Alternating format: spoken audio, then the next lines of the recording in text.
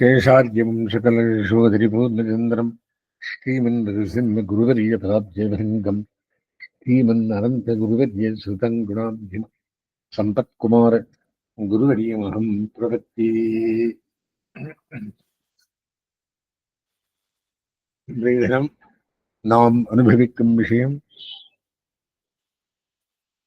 விஸ்வரூபயோகம், 11வது அத்தியாயம், 55 ஸ்லோகம். ரெண்டு விஷயம். என்னது ரெண்டு விஷயம் அப்படின்னா, ஆளவந்தார் தம்முடைய கீதார்த்த சங்கிரகத்தில் சொல்றார், ஏகாதசே ஸ்வயாத்தாத்மிய சாட்சாத்காராவலோகனம் தத்தமுக்தம் விதிப்பிராப்தியோஹோ பக்தியைகோபாயதா ததா. ஸ்வயாத்தாத்மிய தனது உண்மையான நிலையை, அந்த விஸ்வரூபத்தை சாட்சாத்கார காண்பதற்குரியதான அவலோகனம், தெய்வீகமான கண்ணானது தத்தமுக்தம் கொடுக்கப்பட்டதை சொல்லித்து. பார்த்தனுக்கு ஒரு தெய்வீகமான கண்ணை கொடுத்து தன்னுடைய விஸ்வரூபத்தை காட்டுகிறான். இது ஒரு விஷயம். இந்த பகவானை அறிந்து மோட்ச திசையில் அனுபவிப்பதற்கு பக்தியை கோபாயதா, பக்தி ஒன்றே உபாயம் என்பதும் சொல்லப்பட்டது. பகவத் அனுபவம் மரணமானால் வைகுந்தம் கொடுக்கும். இந்த அனுபவத்துக்காக பக்தி ஒன்றுதான் உபாயம். நாராயண பரம்பிரம்மா கீதாசாஸ்திரே சமீரிதா சாத்திய பக்திக கோச்சரா நாராயணம் பரம்பிரம்மன் அப்படின்னு பக்தி வந்தாலேயே அவனை அடைவடியும். ஆனா பிரபத்தி பக்திக்கு அங்கம், இது ஒரு வழி. ஆனா ஆழ்வார்களுக்கும் ராமானுஜருக்கும் ஒரு வழி காமிச்சிருக்கார். என்னது? ஆழ்வார் பிரபன்னரே பக்தி தேக யாத்திராசேஷம் அவருக்கு அப்படின்றார். தேகி இருக்கிறவட்ட ஏதாவது ஒரு பண்ணிட்டு இருக்கோமா இல்லையா? நாங்கள் பண்ணிட்டு இருக்கிறதும் பக்தி தான். திருங்காத்தால இருந்து சாயங்காலம் பெருமாள் பேர் சொல்லிருக்குமே, இதெல்லாம் பக்தி. பக்தி என்றால் என்ன? பொழுதுபோக்கு. காலை இருக்கிறவட்ட ஏதாவது ஒரு நல்ல காரியம் பண்ணணுமே இல்லையா? அந்த தேக யாத்திரா சேஷமே தவிர பிரபத்தியால் தான் மோட்சம். பிரபத்தி என்றால் என்ன? ஆச்சாரியாபிமானம் வித்தாரகம் இருக்க வேண்டியது. அதுக்கு பேசிக் என்ன? சஹசிரா சமாஷ்டயனம். சமாஷ்டயனம் ஆயிட்டு இருக்கு. ஆகையினாலே மரண காலத்தை காத்துருக்க வேண்டியது. அத்தனை விட்டு என்ன பண்ணணும்? தெரிஞ்சு வாசித்தும் கேட்டும் பூசித்தும் போக்கினேன் பொழுது. யாரு? திருமீஷி ஆழ்வார் சொல்றார். நம்மாழ்வாரின் பெரிய திருவந்தாதி சாத்துப்பாசரத்திலையும் இப்போதும் இன்னும் இனி சிறிதறிந்தாலும் எப்போதும் இதே சொல்லென் நெஞ்சே போதும் கை கடலா நேமியான் நம்மேல் வினகடிவான் மொய்கடலே ஏத்த முயல். கைகடலா நேமியான் கண்ணவிரான் சக்கரபாணி அவருடைய திருவடியே ஏத்து அப்படி என்றார். திருவடியின் வரும் திருவடியோ இல்லை, திருமேனியும் சேர்த்து திருவடி தானாக வரும். திருவடி பார்த்தா திருவடி விட்டம் தலையெடுத்து பார்க்கணும், திருவடி பார்த்தா திருவடி விட்டம் பார்க்கணும். இது எம்பெருமான் திருமேனி அப்பால் போக மாட்டார்கள் ஆழ்வார்கள். காரணம் என்றால்னா அதுவே நமக்கு தஞ்சம். திவ்யமங்கள விக்கிரகம் அப்படின்னு சொல்றோம். எம்பெருமானுடைய திருமேனி அப்படி என்றோம். அது எப்படி இருக்கு? வழக்கையாள் இடக்கை சின்னும் ஈகடமாள் வெண்டனை வழக்கனாவுடைய இருக்கு மாலோடதோய் மண்ணின் விஷயே. அவனை பார்த்துட்டு இருந்த எனக்கு யாராவது எனக்கார் நிகழும் நாயகனை அப்படி என்றார். ஆகையினாலே ரெண்டு விஷயம் இந்த 11வது அத்தியாயத்துக்குள்ளே அவனுக்கு, அர்ஜுனனுக்கு திவ்யம் ததாமித்தே சக்ஷுன்னு திவ்யமா ஒரு சக்ஷ கொடுத்து அவனுடைய விஸ்வரூபத்தை காண்பித்தான். அவன் காண்பிக்க இவர் பார்த்தார். விஸ்வரூபம் யாராலையும் பார்க்க முடியாது. அடியே நல்ல பண்ணா தான் பார்க்க முடியும். அவனே சொல்றான் கண்டவரானே. ஆகையினாலே இரண்டாவது விஷயம்,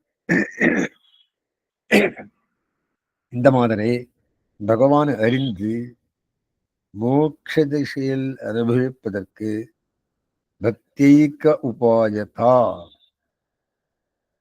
பக்தி ஒன்றே உபாயம் என்பது சொல்லப்பட்டது.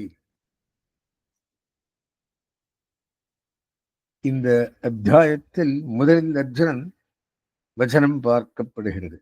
முதல் இலக்கத்தில் நத்வேவாஹம் ஜாதநாசம் நத்வன்னேமேஜனாதிவாகா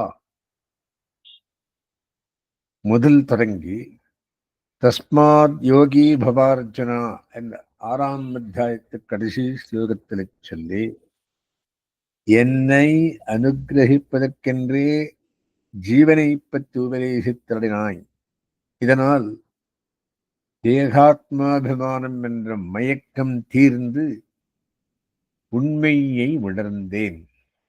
முதல் சக்கத்தாலே தேகம் வேறு ஆத்மா வேறு உண்மையை அறிந்தேன். மேலே 7வது அத்தியாயம் முதல் 10வது வரையாக உனது அசாதாரண பெருமைகளை சரஷ்டிருத்வம் உண்டு பண்றது, சர்வ பூதாந்தராத்மாவாக இருந்து தாரணம் காப்பாத்துறது,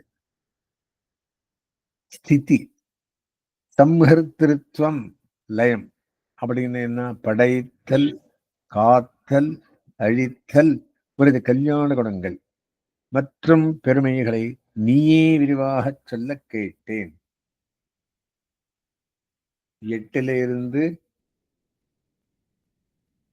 11ஆம் அத்தியாயத்தில் வரும். நீ அவத்தை கூறியபடியால் இவை உண்மை என அறிகிறேன். சொல்லியிருந்தான் கேட்டேன் சுவாமி, ஆனா பார்க்கணுமே என்று கூறி மிகவும் பணிவுடன் தேவரீருக்கு விஸ்வரூபத்தை, தேவரீரது விஸ்வரூபத்தை ஐஸ்வர்ய ரூபத்தை காண விரும்புகிறேன், காட்டி அருள வேணும். திரஷ்டுமிச்சாமி தே ரூபம் ஐஸ்வரம் புருஷோத்தமா என்று கேட்கிறான். முன்னர் சேனையோருபயோர் மத்தியே ரதம் ஸ்தாபயமேச்சுதா என்று நியமித்தவன் இப்போது புருஷோத்தமா பிரபோ யோகேஸ்வரா என்ற பகவானை இப்போது விழித்து மிகவும் பணிவுடன் பிரார்த்திக்கிறேன். மன்யசே யதி தச்சக்யம் மயா திரஷ்டுமிதி பிரபோ யோகேஸ்வர ததோ மே த்வம் தர்ஷயாத்மானமவ்யயம். அடியேன் காணலாம் என்று தேவரீர் திருவுள்ளம் உகந்து காட்டி அருளுமாகில் தேவரீரை முழுமையாக காட்டித் தர வேணும். அடியேன் கண்டு வாழ்ந்து போவேன் என்று பணிவாக வேண்டுகிறான். ஐஸ்வரம் ரூபம் என்று அசாதாரணமாக ரூபத்தை சொல்லுகிறது. தே ரூபம் என்பதால் உனக்கே விரித்தான ரூபம் என்கிறது. இங்கு ஐஸ்வரம் என்றுள்ளதால் உலகத்தில் ஈஸ்வரன் பெயரளவில் பிரசித்தி பெற்ற சிவனை செல்லுவதாக சிலர் பொருள் கூறுவர். சிவனுக்கே விரித்தான ரூபத்தை கண்டன் அது யோக மகிமையினால் அர்ஜுனனுக்கு காட்டியதாக அர்ஜுனன் தே ரூபம் என்று கேட்கிறான். உனக்கே விரைதான அசாதாரண ரூபத்தை காட்டுவாய் என்று கண்ணனும் பஷ்யமே ரூபாணி என்று, பஷ்யமே யோகமேஸ்வரம் என்று எனது விஸ்வரூபத்தை பார்ப்பாய் என்று நிகமிக்கிறான். இதனால் இங்கு ஐஸ்வரம் ரூபம் என்பது கண்ணனே உத்தம புருஷ பரமாத்மா லோகத்திரயமா விஸ்வாபிபத்தவ்யே ஈஸ்வரா என்று பேசுகையால் ஈஸ்வர சப்தம் ஈசனசீலா நாராயண ஏவா என்று ஆதிசங்கர பகவத்பாதரும் நியமித்தலை ஈஸ்வரனாயிருத்தலை இயல்பாக உடையவன் நாராயணன் ஒருவனே என்று தமது பாஷ்யத்தில் எழுதிയിട്ടുள்ளதை நினைவில் கொள்ளத்தக்கது. எனது இந்த ரூபத்தின் ஏகதேசத்தில் ஒரு பாதத்தில் ஒரு பாகத்தில் இவ்வுலகங்கள் எல்லாம் பறிக்கப்படுவதை தாங்கப்படுவதை பா என்கிறான் கண். விஸ்வரூபம் விஷ்ணுவுக்கே அசாதாரணமானது என்று கண்ணன் தெளிவாக காட்டியுள்ளான். எம்பெருமானுடைய திருமேனிக்கு தனி பெருமையுண்டு. அவனுடைய திவ்யாத்ம குணங்கள் யாவும் திருமேனியிலேயே பிரகாசிக்கும். திருமேனிக்கே திவ்ய தேஜஸ் உண்டு. கண்ணன் பாண்டவதூதன் ஆய் துரியோதனன் ராஜசபைக்கு எழுந்திட போது யாரும் எழுந்து மரியாதை பண்ணக்கூடாது என்று திட்டம் செய்திருந்த துரியோதனன் கண்ணன் நுழையும் போது எல்லாரும் எழுந்து நிற்பதை கண்டு சீக்கிர கோபம் கொண்டான். இதற்கு காரணம் யாது என்று ஒரு க்ஷணம் யோசிக்க தானே நின்றிருப்பது காரணம் என்று கண்டு கொண்டான். அவசரமாக தானே எழுந்து நின்றது அவருக்கே தெரியவில்லை. கண்ணனின் தேஜஸ் அப்படிப்பட்டது. எச்சில் இலைகள் எல்லாம் சேர்ந்து கூட்டம் போட்டு காத்தரித்தால் நாம் பறந்து போகக்கூடாது என்று தீர்மானம் நிறைவேற்றினான்.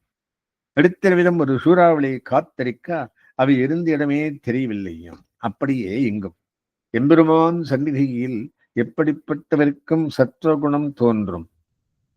ராம பாணத்தால் கொல்லப்பட்டு வாலி மாண்டு கிடக்க அவன் மனைவியான தாரை ராமனை வாயார வையவும் நோக்குடனே வந்தவள் ராமானுஜனையும் கண்டவுடன் சத்துவம் தலைகெடுக்க சத்துவடியாக பிறக்கும் ஞானத்தின் காத்தியமாக துமப்பிரமேயச்சுராசதா என்று அழகாக துதித்தாள்.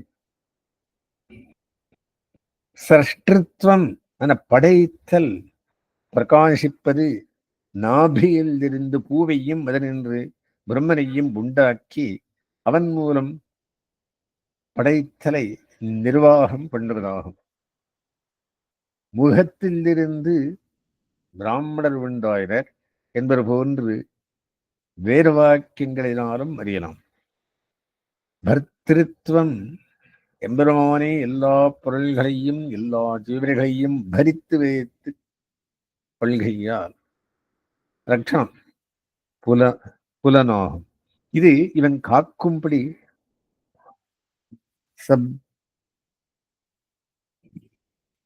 சம்மர்த்திருத்தம் மூணாவது. பரமபுருஷனுக்கு விலகமே குணமாக வேதத்தில் சொல்லப்பட்டது. மிருத்யு காலம் உணவு ஒளி செல்லுவரவும் ஊறுகாயாக செல்லப்பட்டன.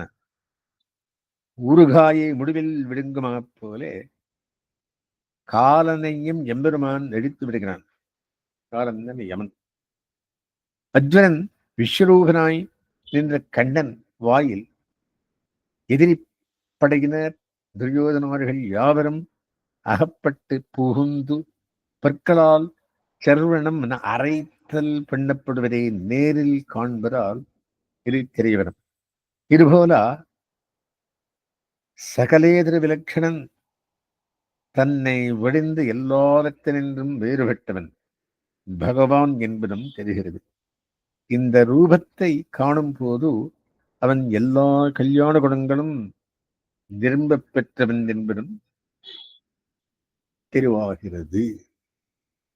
அர்ஜுனன் தனது ஊரக்கண்ணால் இந்த ரூபத்தை காண இயலாது என்று திவ்யம் ததாமிதே சக்ஷு பஷ்யமே யோகமேஸ்வரம் என்று திவ்ய சக்ஷுஸை தெய்வீகமான கண்களை அவனுக்கு அருளி தனது காண கிடைக்காத உருவத்தை சேவை பண்ணி வைக்கிறான். சஞ்சயனும் இவ்வித பார்வை பெற்று கண்ணனை சேவித்து அதை குருத்தரசனான திருதராஷ்டிரனுக்கு சொல்லுவதையும் காண்கிறோம். பிறகு அர்ஜுனன் தான் பிரத்யக்ஷமாக அனுபவித்ததை தன் வாயாலேயே பேசவும் பார்க்கப்படுகிறது. பஷ்யாமி தேவாம்ஸ்தவ தேவ தேவா தவதேவ தேஹே பிரம்மாணமேஷம் கமலாசனஸ்தம் ரிஷிம்ச்சா என்றன் அனுபவம். பிரம்மாவை மட்டும் ஆசனத்தில் வைத்திருப்பதாக சொல்லுவதால் சிவனை விட பிரம்மன் பெரியவன், சிவனுக்கு தகப்பன் என்பது தெரிகிறது. விஷ்ணுவை சொல்லவில்லை. கண்ணன் எம்பெருமானே விஸ்வரூபனே அவனாகையார ஸ்ரீராமாயணத்தில் திருவடி முதலில் பெருமாளை ராமபிரானை கண்டு பேசியவுடன் பெருமாள் திருவடியுடன் தான் மிருது பூர்வ பாஷி ஆயினும் முன்னமேயே மென்மையாக பேசுபவனாயினும் உடனே பேசவில்லை. திருவடியின் பேச்சு வல்லமையை என சொல்லகை வாயார புகழ்கிறான் பெருமான். அப்போது இவன் எந்த தேவனோ என்று வியக்கும் போது நாராயணனை விட 10 தேவர்களை மட்டுமே குறிப்பிடுகிறான். தானே நாராயணனாகையாலே திருவடியும் இலங்கையில் பையலின் முன்பே, ராவணன் முன்பே அவன் கொலுவிலே வைத்திருந்து உன்னை எந்த தெய்வத்தாலும் ராம்பாணங்களால் அழிவதென்றும் காப்பாற்ற முடியாது. பிரம்மா ஸ்வயம்பூ சிதுரானனோவா ருத்ரஸ்திரேத்திருவராந்தகோவா அப்படின்னு நான்மகனோ முக்கண்ணனோ இந்திரனோ என்று அடுக்கும் போது நாராயணனை சொல்லவில்லை. ராமன் தான் நாராயணன் என்பதை திருவடி அறிந்திருந்தார். நாராயண மத்தியனை நாராயணனால் கொல்லப்படுபவன் நாராயணன் ஒருவன்தானே காப்பாற்ற முடியும். இங்கு அர்ஜுனன் ஸ்ரீ பார்த்தசாரதி பெருமாளை துதிக்கும் துதி மிகவும் ஆச்சரியமாக அமைந்துள்ளது. அகில உலகங்களையும் பரிக்கும் பாங்கும் உருவம் விஸ்வரூபமாகும். விஸ்வேஸ்வரா விஸ்வரூபா என்ற பெருமாளை அழைத்து தான் காண்பரை பெருவியப்புடன் கூற முற்படுகிறான் அர்ஜுனன். ஆயிரக்கணக்கான சூரியர்கள் ஒருங்கே விளங்கினார் போலுள்ள ஒளிமயமான ரூபத்தில் எல்லா உலகங்கள், எல்லா விதமான பிராணி சமூகங்கள், நான்முகன், சிவன், இந்திரன் உள்ளிட்ட எல்லா தேவர்கள், ரிஷிகணங்கள், பாம்புகள் எல்லாவற்றையும் காண்பதாக சொல்லுகிறான்.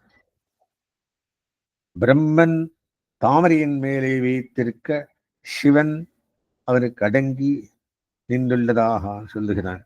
இந்த விஸ்வரூபத்துக்கு ஆதி மத்தியம் அந்தம் எங்கு ஆரம்பிக்கிறது, எங்கே நடுவாக உள்ளது, எங்கே முடிகிறது என்று தெரியவில்லை. ஏ விஸ்வேஸ்வரா, எல்லா உலகங்களும் உனது ஆக்ஞைக்கு கட்டுப்பட்டு இயங்குகிறது. ஏ விஸ்வரூபா, விஸ்வத்தை உலகங்கள் அனைத்தையும் சரீரமாக கொண்டுள்ளவனே, ஒரு துருவம் எல்லையற்றதாயிருக்கிறது. எங்கு பரவி உள்ளது, எங்கும் பரவி உள்ளது. எண்ணிருந்த தலைகள், கண்கள், கைகள், கால்கள், பரபல விதமான மனிதர் உள்பட தலைகள், மிக்க வழியுடன் விளங்கும் கண்கள், இவை கண்டு ஆச்சரியப்படுகிறான்.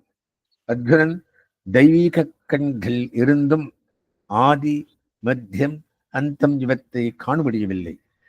அவ்வளவு ஆச்சரியமும் பயமும் அர்ஜுனன் உள்ளத்தில் நிறைந்திருந்தான். மேல் கீழ் நடு எதுவும் தெரியாமல் பகவத் ரூபம் வியாபித்திருந்தது. உண்மை இப்படி இருக்க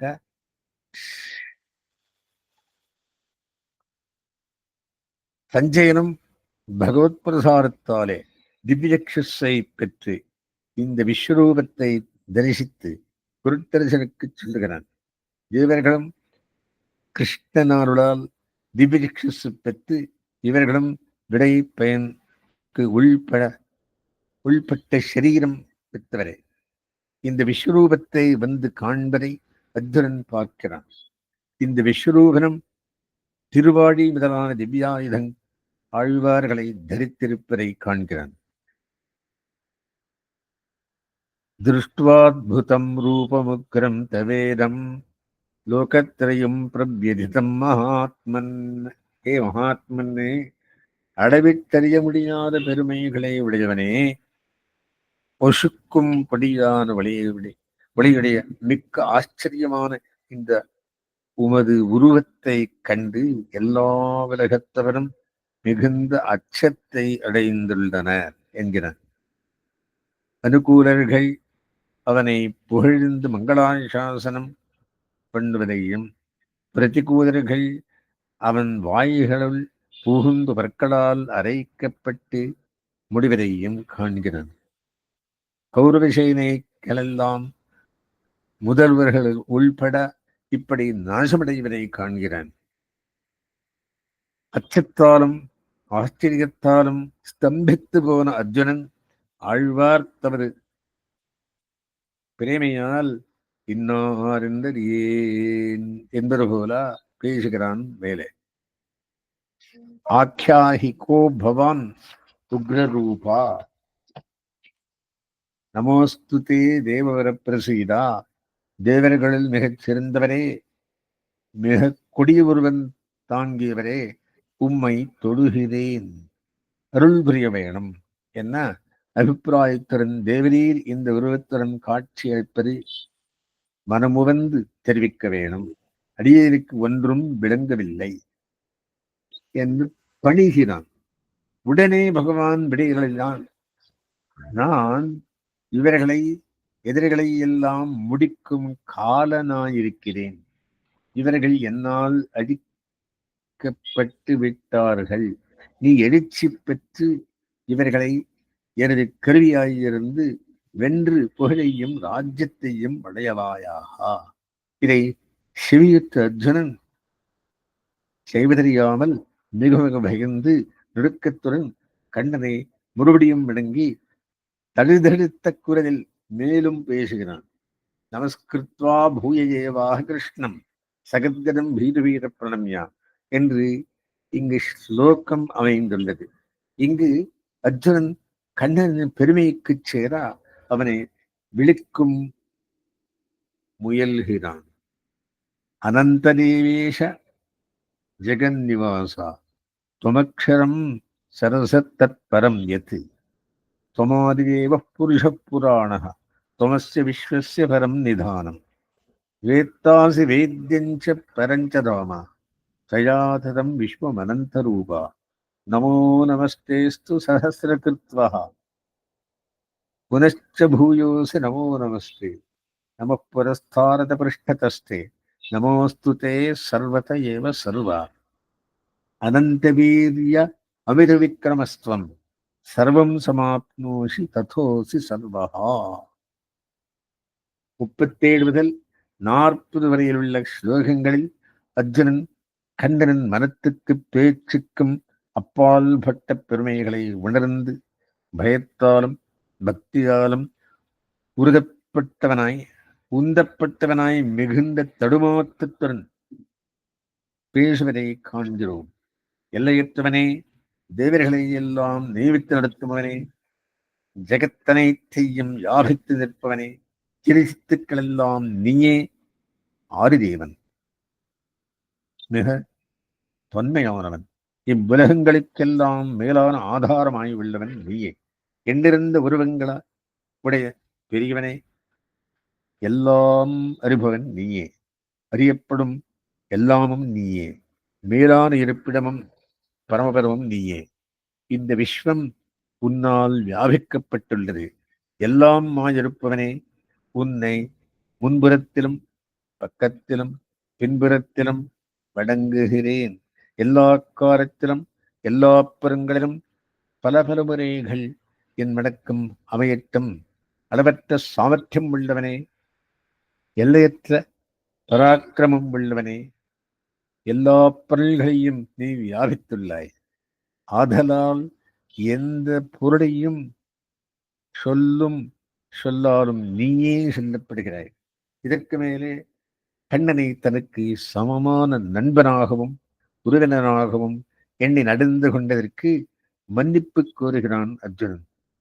உமது பெருமை அறியாமல் ஹே கிருஷ்ணா, ஹே யாதவா, ஹே சகே என்று அறியாமையினாலும் நெடுகிய பழக்கத்தினாலும் அழைத்தேனே, உண்ணும் போதும் விளையாடும் போதும் படுக்கையிலும் உம்மோடு இருக்கும் போதெல்லாம் உமது அளவிட முடியாத பெருமைக்கு தக்கபடியல்லாமல் நடந்து கொண்டதை எல்லாம் க்ஷமித்தருள வேணும் என்று வேண்டி மீண்டும் மற்றன் கண்ணனை துதிக்கினான். தேவரீர் எல்லா விலகங்களுக்கும் ஜீவராசிகளுக்கும் பிதாவாகவும் ஆச்சாரியராகவும் இருக்கிறேன். உம்மை ஒப்பவன் எங்கும் யாரும் இல்லை. விஞ்சியவன் யார் இருக்க முடியும்? தரவணங்கி பிரார்த்திக்கிறேன். தந்தை பிள்ளையதை போலவும் நண்பன் நண்பனதை போலவும் எனக்கு இனியரான நீர் என் குத்தங்களை பொறுத்தர வேண்டும்.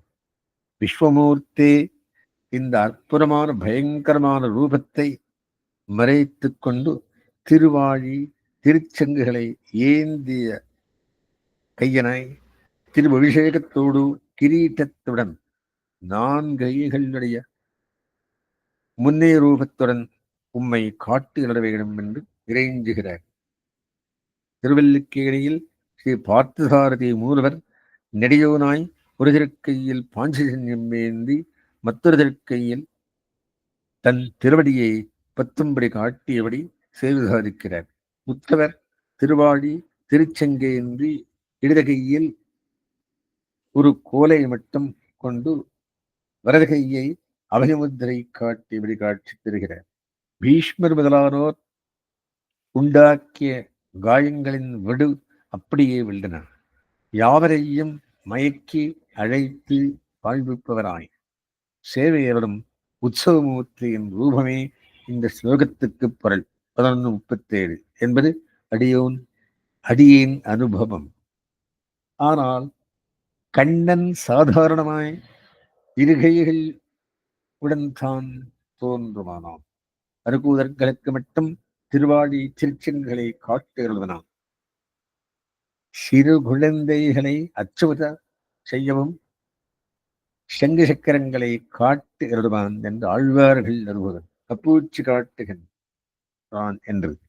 மேலே கிருஷ்ணன் தனது சாமானிய ரூபத்தை காட்டி அர்ஜுனனை ஆஸ்வாசப்படுத்தி, நான் உனக்கு காட்டி இந்த ரூபத்தை வேறுமோறுதல் தவம் யாகம் தானம் முதலிய நல்வினைகளின் பயனாய் காண முடியாது.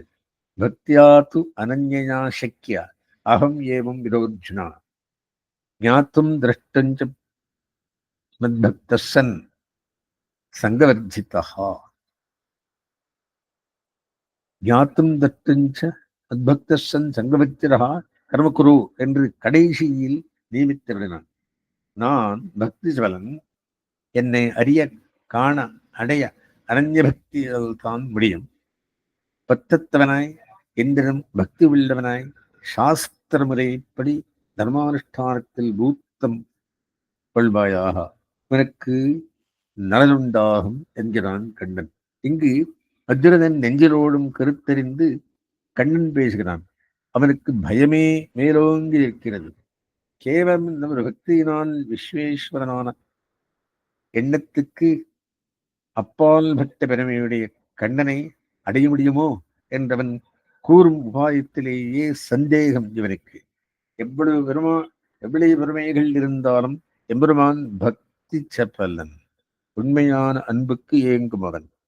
தனது பக்தனுக்கு எல்லாவற்றையும் ஏன் தன்னையே கொடுத்து விடக்கூடியவன்.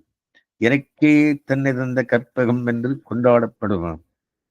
சாஸ்திரஜன்யமான ஞானத்துடன் அவனை சிந்தித்து சிந்தித்து அவனை பற்றி உணர்ந்து அவனிடம் விசுவாசம் ஆழ்ந்த நம்பிக்கை பிறந்து மேலும் தியான பரம்பரையில் உபாசனை வேதனம் என்பது இருவே ஈடுபட பகவத் சாட்சா்காரம் ஏற்படும்.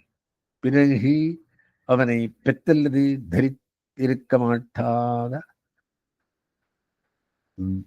பரம பக்தியும் தலையெடுக்க பெற்று மேலே அவனை கிட்டுதலான மோட்சமும் கிடைக்கும். ஆகினாலே அறிய வேண்டும் விஷயம் என்ன சொல்றாருன்னா,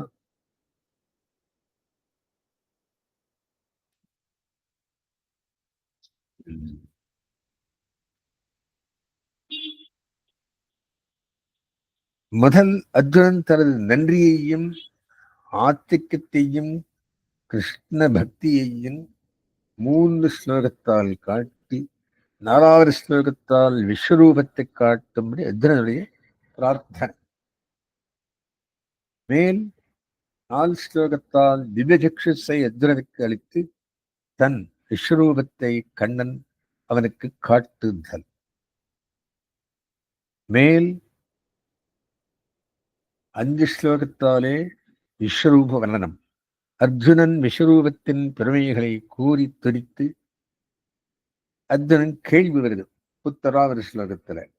அர்ஜுனனுக்கு கண்ணனின் பதில். அர்ஜுனனின் துதியும் மன்னிப்பு வேண்டுதலும் பிரார்த்தித்தரை. கண்ணனின் அபயப்பிரதானம்.